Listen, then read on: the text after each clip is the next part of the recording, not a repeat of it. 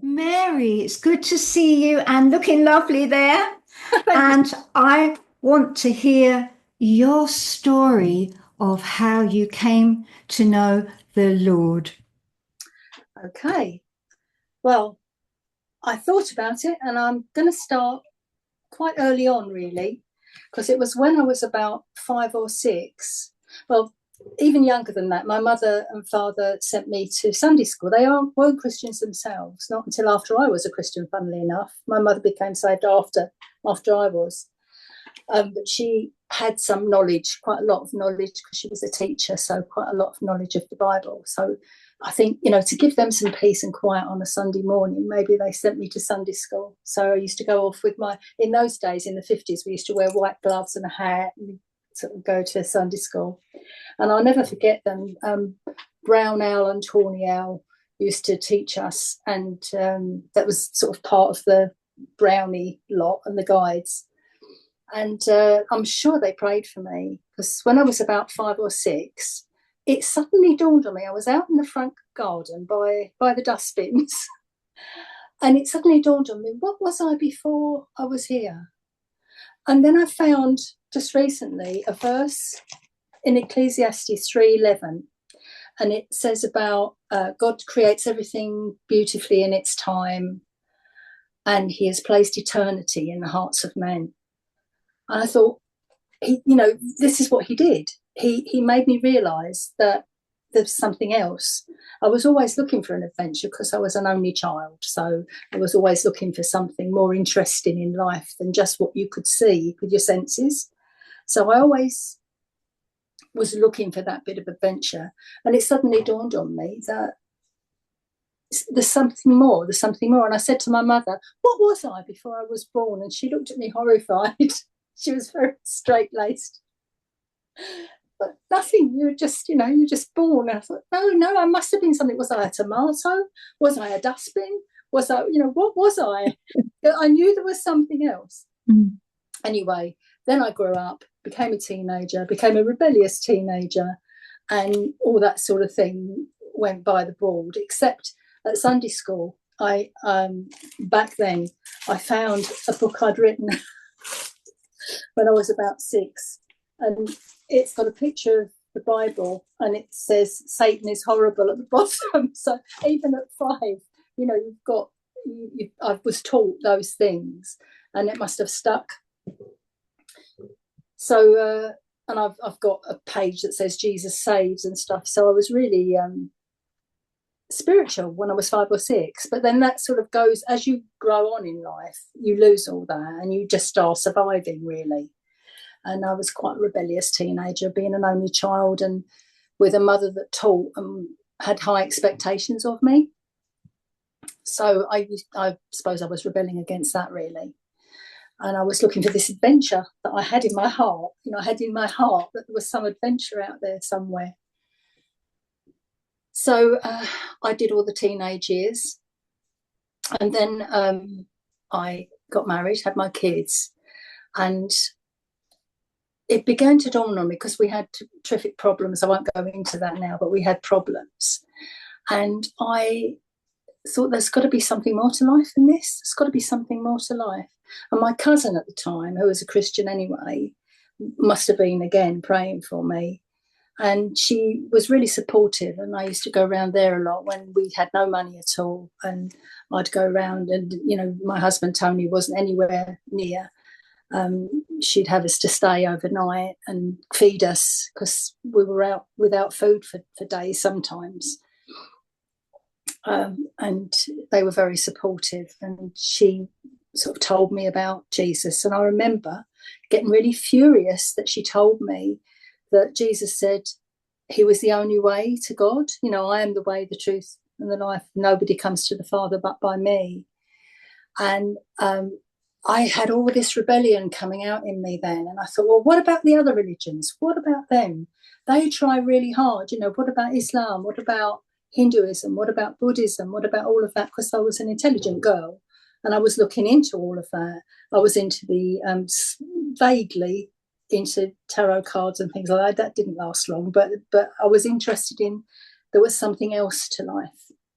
So I was searching for that, really. So anyway, life got so bad that I was really genuinely seeking what the truth was, what the meaning to life was. And because of my cousin Rita, I knew a little bit about the Bible, and I started to read there. And it suddenly dawned on me, that there was something to this, that Jesus maybe was who he said he was, that he'd actually come down from God himself. So I went to one of her mother and toddler groups one day when I think I was pregnant with Jamie. So 1977 that would have been. And I suddenly realised, oh no, what happened before? Sorry, I'm going to cut back. Before I had Jamie, I had a coil fitted, which stopped. It's a method of contraception, and they did it wrongly, so it had to be removed in hospital. And in hospital, there was a girl opposite me who was reading. She was reading, and I was reading the Bible, because by then I'd realised there was something to this, and I wanted to know more. And she said, "What are you reading?" And I just said, "The Bible." And she said, "Oh, isn't it wonderful?" And I remember thinking, I don't think it's wonderful. So there was something missing in me. And then when I went back to this mother and toddler group a couple of years later, when I was pregnant with Jamie, because they'd removed the coil so I could get pregnant again, I suddenly realised that I had to take communion. I had to submit to God. I had not submit in a servantile way, but I had to accept that there was something bigger than me. And I made the choice in my head and in my heart to follow Jesus. And then it went to there. Rita introduced me to the Barking Elim Church, who were extremely supportive of me. And I spent years there going to the Bible studies in the morning, and had lifts there. There were people to take you in if you didn't have any transport. The children went to Sunday school. So it was a nice place to be, considering my home life wasn't too happy at the time. It was happy when things were going okay, but they weren't often going okay. So so it went on like that for a few years, and then the marriage broke up, and he eventually died. And I just thought, what's the point, I suppose? And then I got a bit rebellious again, and I started to, I think the term is backslide, but that means just go away from where you were, just for other people's benefit. That's what I did. And I thought, one day I thought, I can't repent. I felt in myself that I couldn't, I didn't have it in me. And I asked another cousin to pray for me then, because I said, I don't think I feel sorry for what I'm doing. I just feel rebellious, but I don't feel sorry about it. I wasn't doing anything terrible, robbing banks or anything, but I was rebellious, and I could feel it in my spirit. Mm-hmm. And then it wasn't really, it went on for years like this, and then it wasn't really until 2003, because I think I'd always had a nagging, maybe 1% doubt. Should I really be saying that Jesus is God? Should I really be saying that? Should I really be saying he's actually God? Or should I be saying he's just the Son of God? So I believed it in my head, but I wasn't quite sure in my heart. Not 100%. I was saved because I believed in Jesus. I was following him. And according to my theology, I had it okay. And God is merciful. So he saved me. But it wasn't until 2003. And I was sitting, actually, Jeannie, in this very spot here, reading the Bible, because I was not working. I was not able to work. I had young children to bring up. And suddenly it hit me.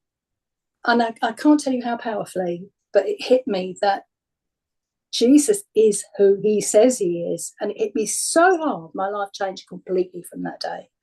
So from believing Jesus and being saved to 2003, which was quite a few years later, 77 to 2003. It's quite a lot of years where I was just plodding along as a Christian. Maybe a lot of it in my head and some of it in my heart. Now my heart was, wow, I could really tangibly see that Jesus is actually Jehovah. He's actually God. He actually came down, and he is fully God, fully man. And that was when all the doubts and all the rebellion started. He was able, I suppose, then to work on me and to get rid of the bits of rebellion that were there, because we can't do it on our own. I mean, I've always known that. I know there are people that think that you can go away from God, and I know that's a big debate, but I knew there was nothing in me that could have saved myself. And just sitting here and reading the Bible that day, and that powerful. I mean, my son actually said a few weeks later, he said, "You don't stop talking about God." I couldn't stop talking about him, because it was such a powerful experience. And I was speaking to my Auntie Mary and her husband, who's now dead, and they were looking at me, and I said, "No, I'm not schizophrenic." It's just such a powerful experience that I wasn't seeing things. I didn't see anything visibly or hear any voices. It's just I suddenly knew without a shadow of doubt. And that was wonderful. And I'll never forget that day. No. So and it's an ongoing process, because I'm sure there's lots and lots of other bits of me that he's got to clean up, got to get in alignment with him, because I think, we can agree in our head what we see in the world, don't we, today? And I identify with a lot of them, because they don't know God. So they're following their own conscience, which is subjective. Right. They think shoplifting, for instance. I was watching telly the other day with Stacey Dooley. There was a program on it. They say it's a victimless crime, but that's because, they're not seeing that there's somebody watching, somebody not condemning them, but watching and saying, that's not the way to live. That's just not the way to live. You can have such a more abundance of life and a more full life if you just align yourself with God. And we can't do that on our own. And I'm just so, so grateful that he hit me that day with his presence and showed me, yes, I am. That's a wonderful testimony there, Mary. And as you've been telling your story here, I can see that the Lord has had his hand on you since you were that small child of a young age. Yeah. And you can see how your family, your cousin there, she was very supportive to you, and that made an impression on you. And you were really sort of seeking God out, I guess.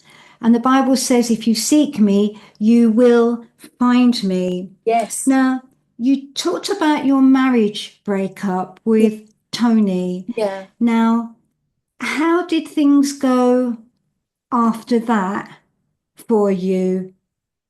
Did you feel angry with God, or? No. Okay. No. I mean, it was, I think I've still got like post-traumatic stress disorder from it now, because it was such a hell to live in, really. I mean, Tony was lovely. He was a really lovely guy. But he just was like Jekyll and Hyde, really, because one side of him would be, I could see it. Yeah. He was itching to get out and go on the streets and stay there for a few days with his friends. And it's a sad story, really, because he was himself given up to a neighbour, really, by his mother, and then she moved around the corner with another husband and another son and didn't allow him home. And she was the one that gave him his first drugs. She said, "Oh, take some of these and they'll help you through your O-levels." So he had a pretty dodgy background anyway. Yeah. And I think he had some psychological, lots of us are on the autism spectrum, aren't we? But I think he was, and I think he needed a drug which they actually used for it quite a lot. So he used to go and get that from his doctors and inject it. But it was because he told me one day that he only took it to stay straight, to stay normal. He didn't really take it to get high. So he was suffering himself really. But for me, I was looking after my kids, and I thought, I can't let him destroy them. And so, because he was not reliable enough to look after his kids, he couldn't be trusted with them. I was the one that instigated the divorce because I had to protect them. And I know maybe there's some people out there that might judge me for that, but I could not. I couldn't risk them being endangered. So I didn't want to. I didn't want to divorce him. I would much prefer for us to have stayed together. And also, the children were young at the time, weren't they? They were. So I got a protection order, so he couldn't come near the house. And yes, and then he died not long after that, really. Yes.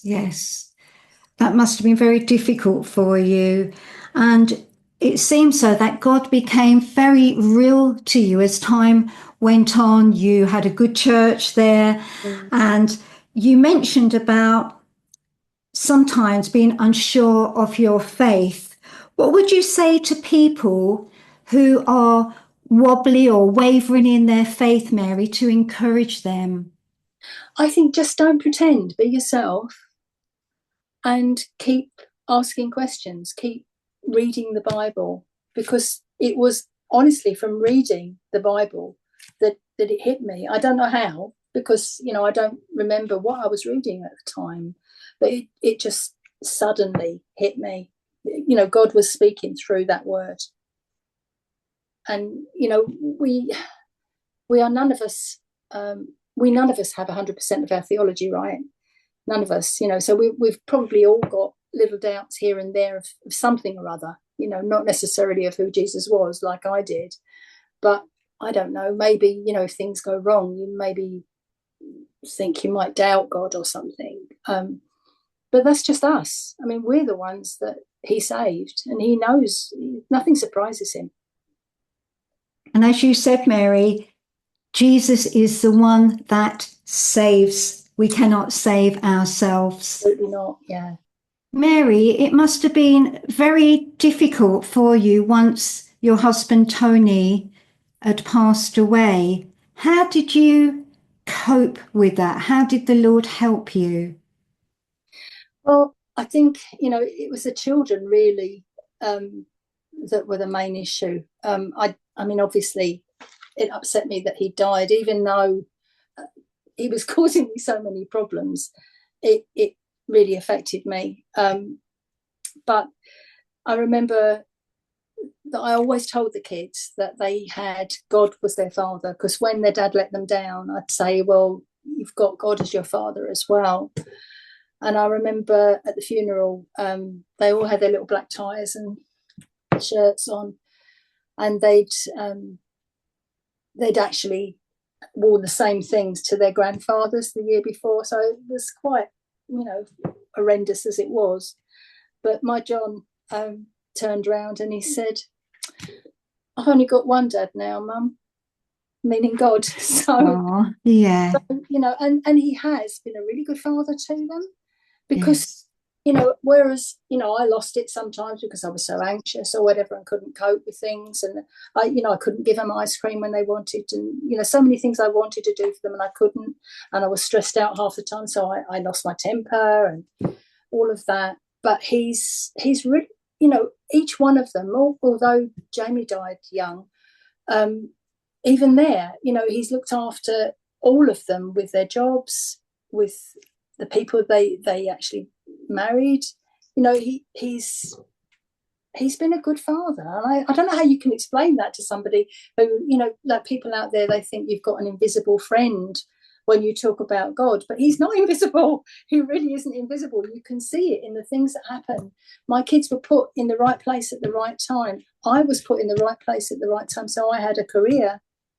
afterwards. And so God actually led me in the right place at the right time, because I'd done dental nursing when I was 16 for 6 weeks in the summer holidays. I was able to get a nursing certificate and then go into hygiene.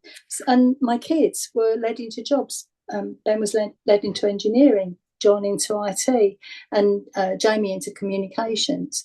So, they could have had terrible, with their father's history, they could have really had it hard, and with only me to look after them, because Tony really wasn't there much of the time. It's a miracle, really, that they've done so well. And yeah, so he's not an invisible friend. He's definitely real and there and tangible, and you can see the evidence. There's, people want evidence out there. That's evidence. Look at my kids. Look at what they came from, and look at even me. How he's brought me through it. Yeah, so God is definitely real, and there's evidence. Yes, I was thinking as you were talking there, you've got evidence there, Mary. So great testimony. Thank you.